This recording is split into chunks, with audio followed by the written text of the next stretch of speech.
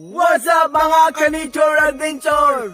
So ito naman kami ang aming pangalawang vlog number 2. So guys, ngayon ay pupunta kami sa Port Kennedy. At okay, pupunta na kami doon. So hindi mo muna kami magmumotor dahil hindi masyadong kalayuan yung pupuntahan namin. Jogging lang muna, Jogging lang muna kami, kaya tara guys! Tara na guys!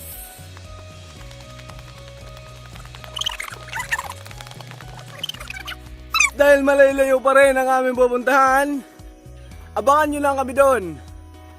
Dahil hindi kami na aayos sa pagja-jogging. Yes, mga sir, Mga guys, mga ka-nature. ka-nature. Bye-bye! Bye! What's up mga ka-nature? Ngayon mga ka-nature, ito kami ngayon sa Community Fish Landing Center Center of Barangay Port Kennedy, Mercedes, Esther Samar. So guys, ka-nature, punta na natin yung loob ng Tara ka-nature, puntahan na natin. Tara. Huwag na tayong Paligoy-ligoy pa. So ka-nature, so kung order ka ng isda, Yan. punta ka dito. Dahil, so kapag ka ngayon, wala pang mga isda. Opo. Wala pang mga isda. Opo. Pero kung gusto nyo mga isda, pumunta kayo Pumunta ka dito, may may kayo ng sarili. may bangka dyan. So, ka-nature, anong gagawin natin sa susunod nating hakbang? So ka-nature, pumunta tayo sa taas para makita nila yung view. Tara, So guys, ka-nature. ka-nature, sobrang ganda dito. Ito na ka-nature, nasa taas na kami So makita nyo na ang view ng Port Kennedy. Ito yung view na yun. Pakita mo sa kanila ka-nature. Yung Port Kennedy. So ka-nature, yan yung Port Kennedy. Yung Port Kennedy is my history. Di ba ka-nature? Oo, ka-nature. Bakit tinawag ang Port Kennedy nga Port Kennedy ka-nature? Tinawag ang Port Kennedy ka-nature dahil yun sa presidente ng US noong 1940 World War II. Dahil sabi-sabi nila na ang presidente ng US na si John Kennedy ay pumunta dito sa port na yon. Yes, Kaya ka-nature. tinawag yun na Port, Port Kennedy. Pero Ka-nature, wala pa silang proof. Wala pa silang proof kung Tama. totoo ba talagang pumunta doon. pumunta dito si John Kennedy, presidente ng US Navy, US.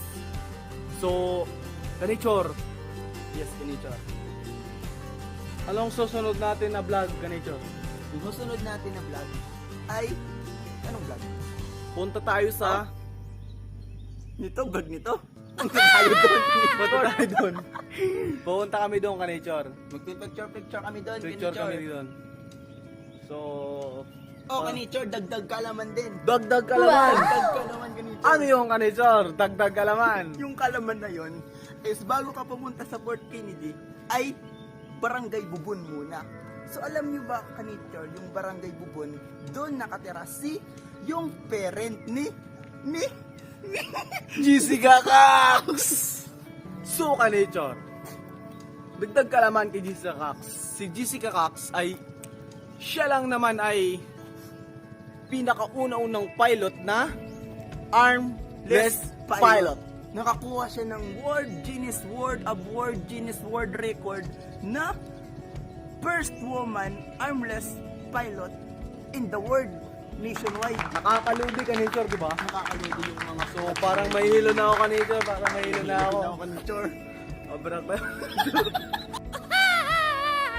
So, ka-nature. So, dahil andyan na yung puting ilaw, Oh, wag na nating patagalin, ka-nature. picture tayo ka-nature. Picture natin kanina. Subscribe na rin yung hindi pa nag-subscribe. Tapos, hit the notification bell. And like and share your friends. Kasi goal namin, Esther Summer namin ng i-shoutout namin lahat ng Mga nature, mga nature park, paliguan, paliguan, eco park, Linkin Park. Lahat. Lahat. Ano natin. Oo. So, Kanichor, abangan nyo na lang sa sunod namin na vlog, kung anong sunod namin vlog. So, Kanichor, anong gagawin natin dito sa camera? Stop na yan. Stop na yan. Cut, cut. Cut, bag.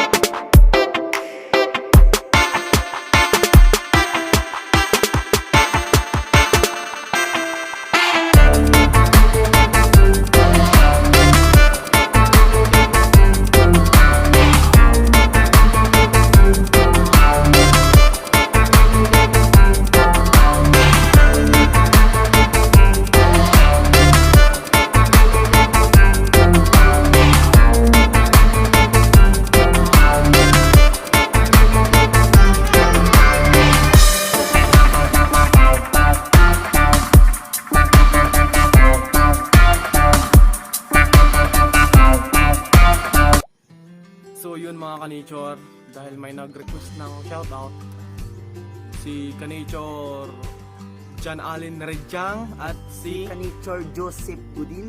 So yun mga Kanichor. Mga taga-barangay San Jose Mercedes, Eastern Samar sila. At ang pupugi nila mga Kanichor.